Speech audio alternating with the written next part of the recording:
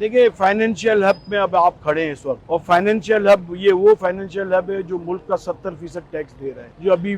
Ministry ने भी अपने स्टेटमेंट में कहा है। वो फाइनेंशियल हब बंद है, मतलब 70% मुल्क बंद है इकोनॉमी के हिसाब से या टैक्स के हिसाब से। अब जब 70% को रिप्रेजेंट करने वाले लोग जो सड़क पे खड़े हैं, उस सड़क का आप हालत देखे क्या है। जो इस मुल्क का 70% टैक्स देता है उनके हाल देखे हैं, और जो हमारे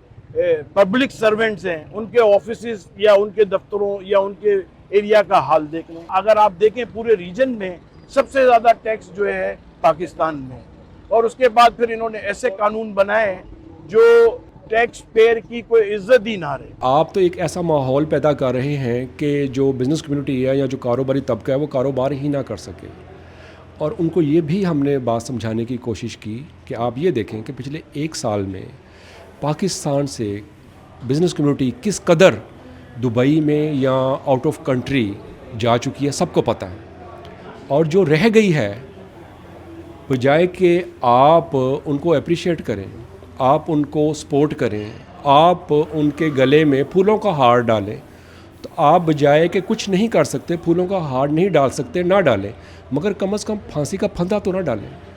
कि हम सांस लेना भी आपने हमारा बोझल कर दिया है। ताजरी बरादरी का जो मुतालबा है वो सेक्शन 37 या 30B जो है वो वापस लेने का मुतालबा है, और उसके अलावा जो एक्सपोर्टर्स का मुतालबात हैं, उसके अलावा जो 2 लाख रुपए का एक मसला है कि जिसमें जो है 40,000 रुपये तकरीबन कट जाएंगे, उसका ये मुतालबा है कि ये तमाम चीज़ें जो है वो हुकूमत पाकिस्तान जो है फौरी तौर पे वापस ले। जब तक ये मुज़ाकरात हो रहे हैं, क्योंकि 30 दिन आप मांग रहे हैं हमसे इस मामले को हल करने के लिए, आप ये कीजिए कि वो तमाम शिकें जो बेसिकली मुतनाज़ा हैं फाइनेंस एक्ट के अंदर, आप उनको मौखर कर दीजिए। आप उनको मौखर कर दीजिए, हम अपनी स्ट्राइक को मौखर कर देंगे, और फिर एंड पे भी जो भी रिज़ल्ट होगा उसके हिसाब से हम चीज़ें कर लेंगे।